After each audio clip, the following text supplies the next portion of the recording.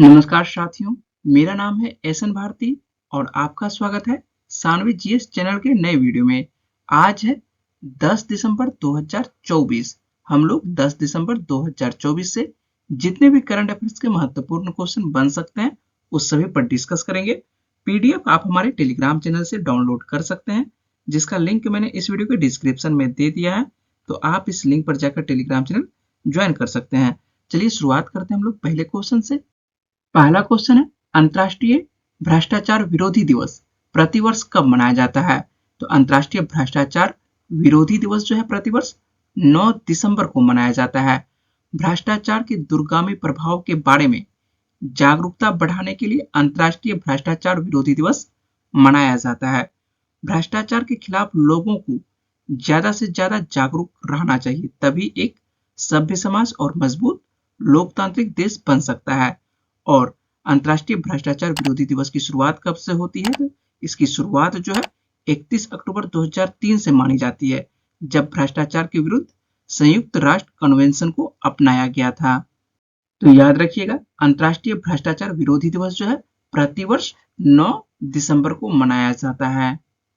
Next question है, हाल ही में reserve bank of India का नया गवर्नर किसे नियुक्त किया गया है?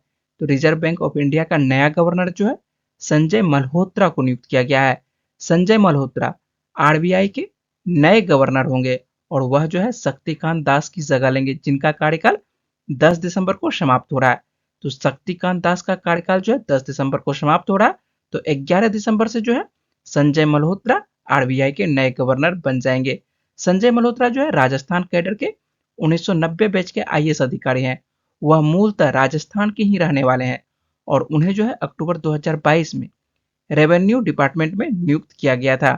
इससे पहले वह वित्तीय सेवा विभाग में सचिव के पद पर कार्यरत थे।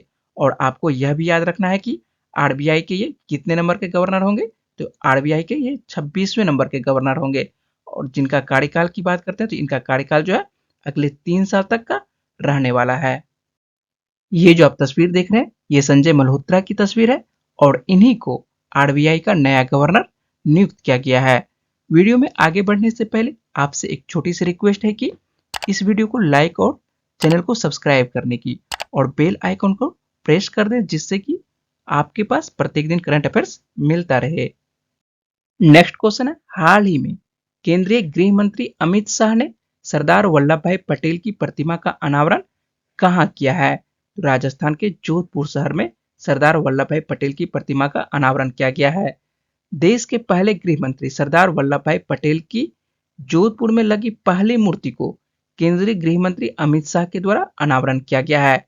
यह प्रतिमा जो है 11 फीट ऊंची है तथा 8 फीट ऊंचे पेडेस्टल पर लगी हुई है।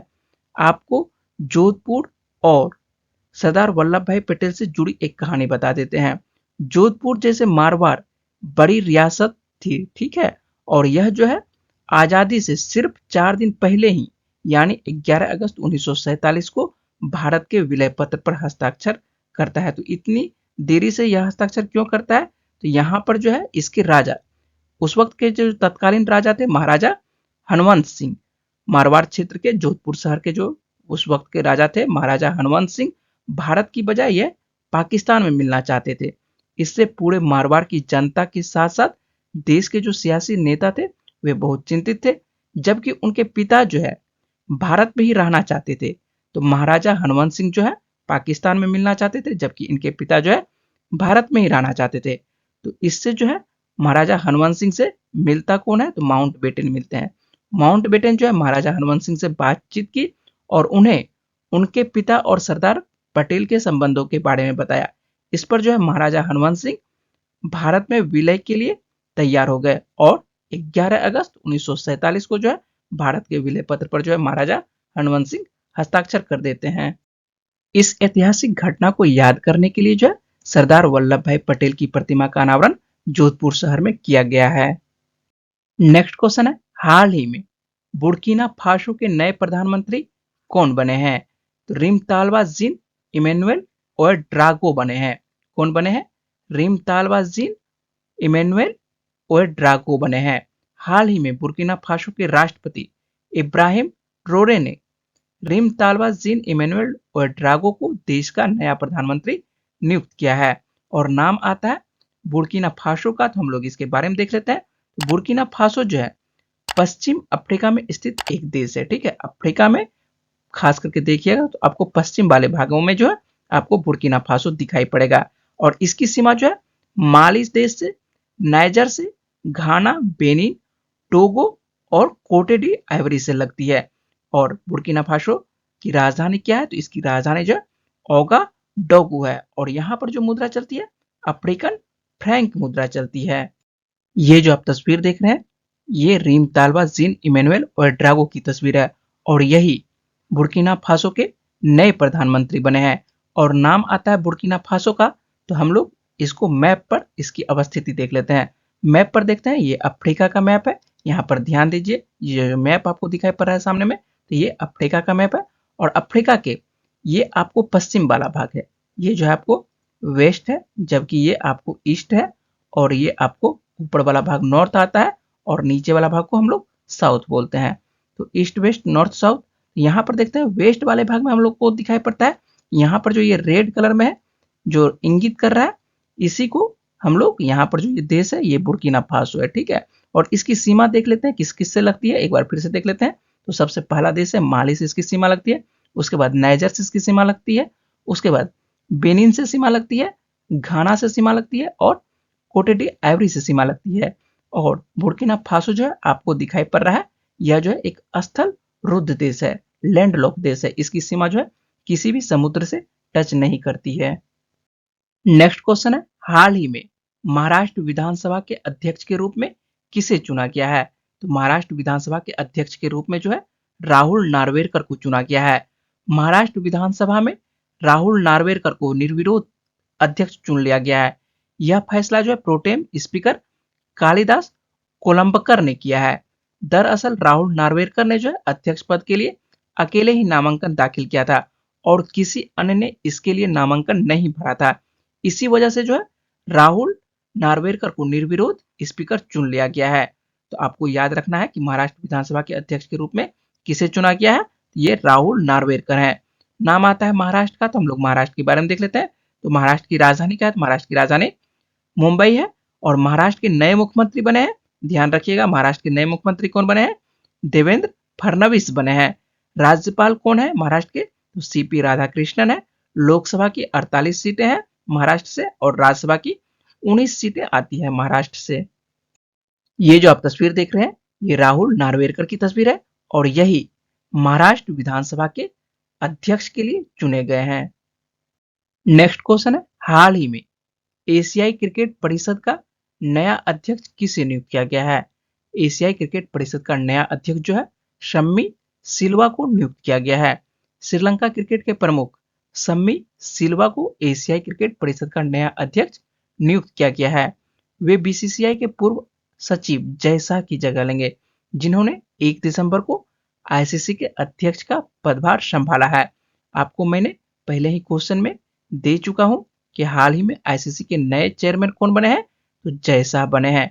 यदि आप मेरे सोशल मीडिया प्लेटफॉर्म से जुड़ना चाहते हैं तो आप किसी भी सोशल मीडिया प्लेटफॉर्म पर सर्च कर सकते हैं सानवी जीएस सेंटर पटना और आप मेरे से जुड़ सकते हैं।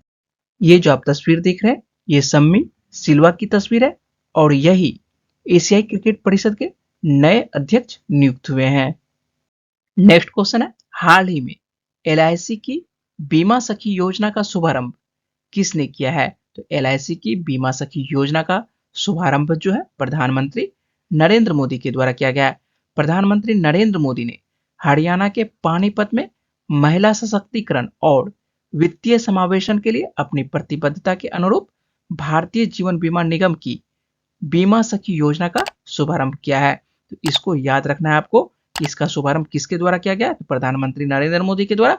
और कहां से किया गया है, तो इसका शुभारंभ जो है हरियाणा के पानीपत से किया गया है।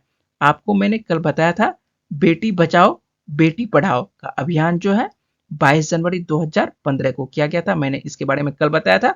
और इसका शुभारंभ भी जो है आपको हरियाणा के पानीपत से ही किया गया था। तो याद रखना है आपको हरियाणा के पानीपत से ही बेटी बचाओ बेटी पढ़ाओ का शुभारंभ भी किया गया था। और LIC की बीमा सखी योजना का शुभारंभ भी जो है आपको हरियाणा के पानीपत से ही किया गया है। आइए हम लोग बीमा सखी योजना क्या है इसके बारे में बात कर लेते हैं। तो बीमा सखी योजना जो है भारतीय जीवन बीमा निगम की बीमा सखी योजना का पहल 18 से 70 वर्ष की आयु की उन महिलाओं को सशक्त बनाने के लिए बनाई गई है जो 10वीं कक्षा पास है। वित्तीय साक्षरता और बीमा जागरूकता को बढ़ावा देने के लिए उन्हें पहले 3 वर्षों के लिए प्रशिक्षण दिया जाएगा और प्रशिक्षण के बाद जो है वे LIC एजेंट के रूप में काम कर सकती है और स्नातक बीमा सखियों को LIC के विकास अधिकारी की भूमिका के लिए योग्य होने का अवसर मिलेगा। तो आपको याद रखना है कि भारतीय जीवन बीमा निगम की बीमा सखी योजना का पहल जो है कितने वर्ष की आयु के महिलाओं के लिए है, तो यह जो है 18 से 70 वर्ष की आयु की महिलाओं के लिए बनाई गई है। तो याद रखिएगा बीमा सखी योजना जो है कहां से स्टार्ट किया गया है, तो इसका शुभारंभ जो है पानीपत के हरियाणा से किया गया है और यह कितने तारीख को इसका शुभारंभ किया गया, तो यह आपको डेट भी याद रखना है। इसका शुभारंभ जो है आपको 9 दिसंबर 2024 को किया गया है प्रधानमंत्री नरेंद्र मोदी के द्वारा। नेक्स्ट क्वेश्चन है, हाल ही में भारत के किस शहर को देश के पहले गूगल सेफ्टी इंजीनियरिंग सेंटर के लिए स्थल के रूप में चुना गया है, तो हैदराबाद को चुना गया है। हैदराबाद को भारत के पहले गूगल सेफ्टी इंजीनियरिंग सेंटर के लिए चुना गया है, जिससे यह एशिया प्रशांत क्षेत्र में एकमात्र ऐसी सुविधा बन गई है और वैश्विक स्तर पर यह 5वीं सुविधा बन गई है। इस परियोजना से जो है हैदराबाद और तेलंगाना में प्रत्यक्ष और अप्रत्यक्ष रूप से हजारों रोजगार के अवसर उत्पन्न होने की उम्मीद है। नेक्स्ट क्वेश्चन है, हाल ही में 24 वर्षों से सीरिया के राष्ट्रपति कौन थे जो दिसंबर 2024 में विद्रोही बलों के नियंत्रण में आने के बाद देश छोड़कर भाग गए हैं, तो बशर अल असद। सीरिया के राष्ट्रपति बशर अल असद कथित तौर पर दमिश्क को छोड़कर एक अज्ञात लोकेशन पर भाग गए हैं। ऐसा कहा जा रहा है कि एक विमान में सवार होकर वह भागे हैं। राष्ट्रपति के भागने की खबर तब आई है जब विद्रोही बलों ने दावा किया है कि उन्होंने राजधानी में प्रवेश शुरू कर दिया है और उनका मुकाबला करने के लिए सीरिया की सेना मौजूद नहीं है। और नाम आता है सीरिया का, तो हम लोग सीरिया के बारे में देख लेते हैं। तो सीरिया की राजधानी क्या है, तो सीरिया की राजधानी दमिश्क है और यहाँ पर जो मुद्रा चलती है कौन सी मुद्रा, सीरियन पाउंड मुद्रा चलती है। और राष्ट्रपति जो थे बशर अल असद वह जो है फिलहाल फरार हो गए हैं सीरिया से।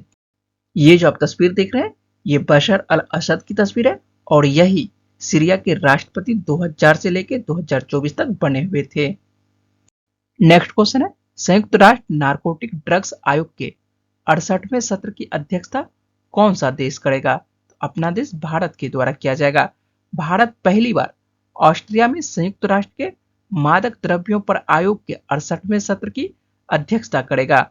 वियना में संयुक्त राष्ट्र में भारत के अस्थायी प्रतिनिधित्व राजदूत शंभू एस कुमारन ने आधिकारिक तौर पर प्रतिष्ठित संयुक्त राष्ट्र मंच की अध्यक्षता संभाली है और नाम आता है संयुक्त राष्ट्र नारकोटिक ड्रग्स का। तो हम लोग इसके बारे में देख लेते हैं। तो संयुक्त राष्ट्र नारकोटिक ड्रग्स आयोग का मुख्यालय जो वर्तमान में कहां पर है, इसका मुख्यालय ऑस्ट्रिया की राजधानी वियना में है। और इसकी स्थापना कब होती थी, इसकी स्थापना जो है वर्ष 1946 में आर्थिक और सामाजिक परिषद द्वारा की जाती है। संयुक्त राष्ट्र नारकोटिक ड्रग्स आयोग संयुक्त राष्ट्र की नशीली दवाओं से संबंधित मामलों पर प्रमुख नीति निर्माण संस्था है। पिछले वीडियो में मैंने आप लोगों से प्रश्न पूछा था, हाल ही में चर्चा में रहा सोनई रुपई वन्यजीव अभ्यारण्य किस राज्य में स्थित है, तो सोनई रुपई वन्यजीव अभ्यारण्य जो है असम राज्य में स्थित है। और अधिकांश छात्रों ने इस प्रश्न का जवाब जो है कमेंट बॉक्स में सही दिए हैं। हम लोग आज का प्रश्न देख लेते हैं, हाल ही में ACC पुरुष अंडर 19 क्रिकेट एशिया कप का टाइटल किसने जीता है, इसका सही जवाब क्या है वो जल्दी से आपको कमेंट बॉक्स में बताना है। और मुझे उम्मीद है कि इस वीडियो में मैंने जितने भी इंपॉर्टेंट क्वेश्चन पर बात की है वो पॉइंट्स आपको समझ में आए होंगे। अगर आपको वीडियो अच्छी लगी तो वीडियो को लाइक करिएगा, शेयर करिएगा और अपने दोस्तों को वीडियो के बारे में बताइएगा। चलिए मिलते हैं आप लोगों से अगले वीडियो में, तब तक के लिए अपना ख्याल रखिएगा, पढ़ते रहिए। वीडियो में बने रहने के लिए बहुत बहुत शुक्रिया, धन्यवाद।